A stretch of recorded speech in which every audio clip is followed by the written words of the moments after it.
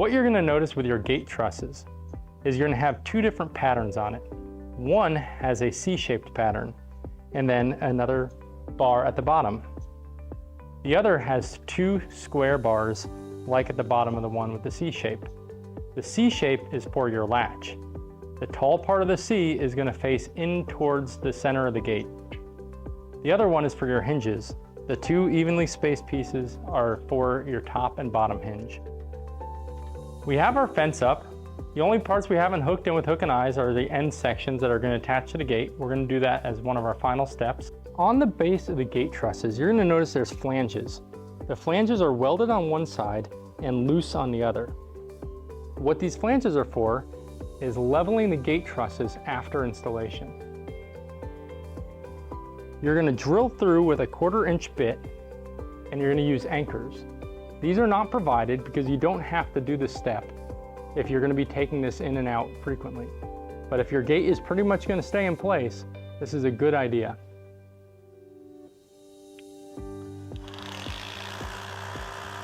The way a wedge anchor works is you already have the hole drilled through what you are going to be attaching to the concrete, and you take the wedge anchor with the nut on top and insert it into the hole. Then you hammer the wedge anchor down into the hole.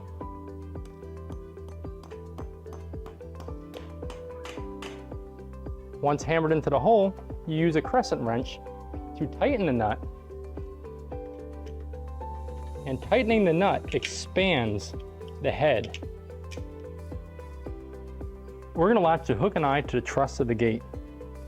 Since this truss can go multiple directions, they don't pre-drill 4 holes depending on which way it's going to be. They let you drill the hole yourself with an 1/8 inch drill bit.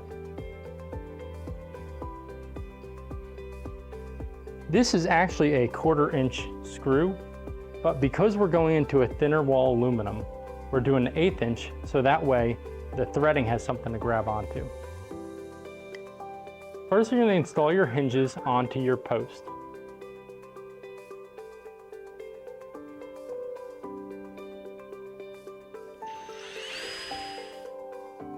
Then install your gate frame onto the hinges. The top bracket you're going to put as high up on the C as possible.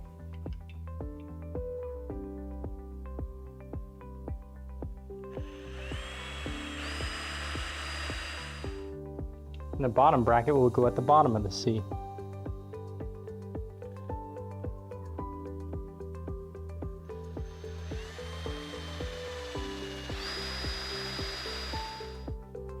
Then you'll slide the Magna latch on.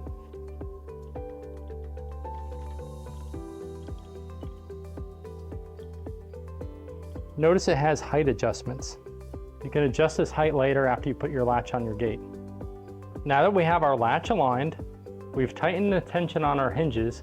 The way this works is you pull up on the knob on the top, that will release the magnet.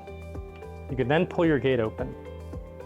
To test, you should be able to have your gate only 1 inch from being open, let go, and it should latch every time.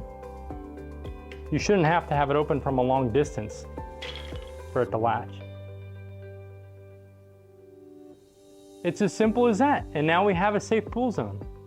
Protected by Sentry Safety Pool Fencing with a lifetime warranty, an upgraded all-welded pool fence gate, latched with a Magna latch and true close hinges, the industry standard for many years. And in just a few short hours, we're done. We're cleaning up our tools and we're taking our prepaid label and returning our rental tools back to Life Fence or DIY Pool Fence.